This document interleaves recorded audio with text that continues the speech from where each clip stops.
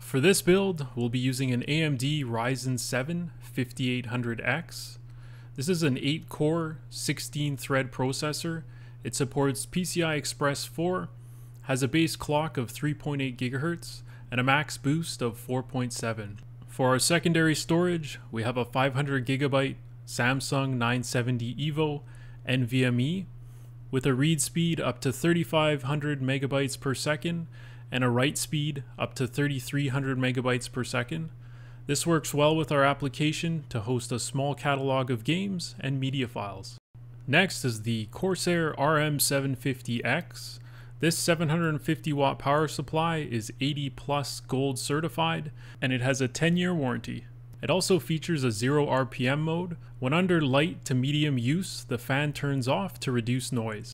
This fully modular power supply eliminates unneeded cables in your case, and the clearly marked connectors help you determine what goes where.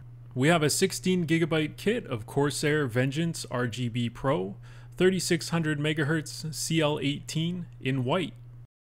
Finally, to tie it all together, we have the ASUS ROG STRIX B550F Gaming with Wi-Fi. This is a 6-layer PCB ATX board with 12 plus 2 power stages. Over to the expansion slots. There's 2 M.2 slots. One of them is PCIe 4 running through the CPU. The other is PCIe 3 running through the chipset. When the second slot is populated, you lose access to 2 SATA ports numbered 5 and 6. There is a single reinforced PCIe 4 16-lane slot. There is also a PCIe 3 16-lane slot that can run a maximum of 4 lanes individually, or it can run 4 lanes in crossfire, disabling all other PCIe 3 slots, or it can share the bandwidth with the other PCIe 3 slots and it drops down to 1 lane.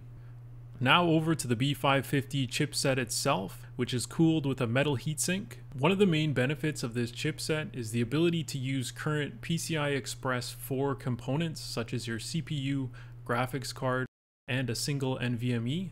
If you need to expand further, you are limited to PCI Express 3. That's why the B550 may be considered better value when compared to more expensive X570 boards if you don't want the additional PCI Express 4 slots.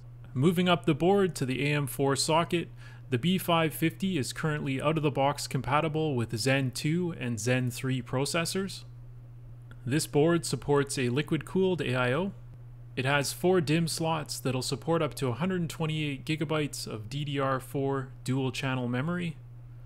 The 12 plus 2 power stage VRM with a parallel 6-phase providing 12 stages to the V-core and a parallel single phase providing 2 stages to the SoC, with each stage able to handle 50 amps of continuous current.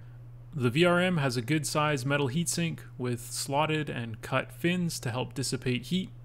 The CPU and PCIe have a 12-volt 8-pin and an additional 12-volt 4-pin if needed.